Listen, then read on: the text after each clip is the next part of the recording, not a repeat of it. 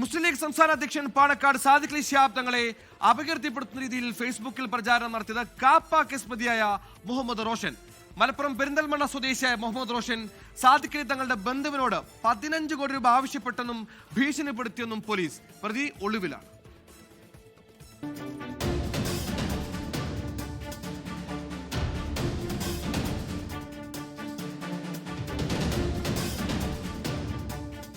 ഷാനു എന്ന വ്യാജ Facebook account വഴിയായിരുന്നു സാദിഖ് അലി തങ്ങൾക്കെതിരായ പ്രചാരണം.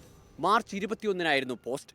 എന്നാൽ ജനുവരി 31-ന് മുഹമ്മദ് റോഷൻ മൊയ്യീൻ അലി തങ്ങളെയും സുഹൃത്തിനെയും പെരിന്തൽമണ്ണയിലെ മോളിൽ വിളിച്ചു വരുത്തി അവ്യക്തമായ ദൃശ്യങ്ങളും വീഡിയോയും കാണിച്ച് പണം ആവശ്യപ്പെട്ടെന്നാണ് പരാതി.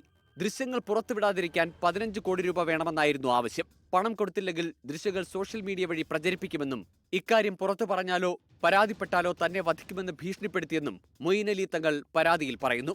പണം നൽകാൻ തയ്യാറാകാതിരുന്നതോടെയാണ് 2026 മാർച്ച് 21-ന് സാദിഖ് അലി തങ്ങളെ അപകീർത്തിപ്പെടുത്തും വിധം സോഷ്യൽ മീഡിയ പോസ്റ്റ് ഇട്ടതെന്നും പരാതിയിലുണ്ട്.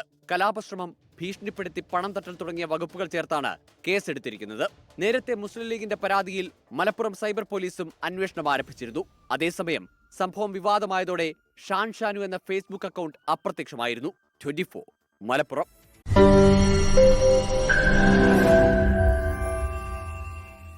ലോകത്തെവിടെയായാലും ഏത് സമയത്തും 24 വാർത്തകളും ഓഗ്മെന്റഡ് റിയാലിറ്റി പാക്കേജുകളും എക്സ്പ്ലെയിനറുകളും വിശദമായി കാണാൻ ഞങ്ങളുടെ യൂട്യൂബ് ചാനൽ നിങ്ങൾക്ക് സബ്സ്ക്രൈബ് ചെയ്യാം.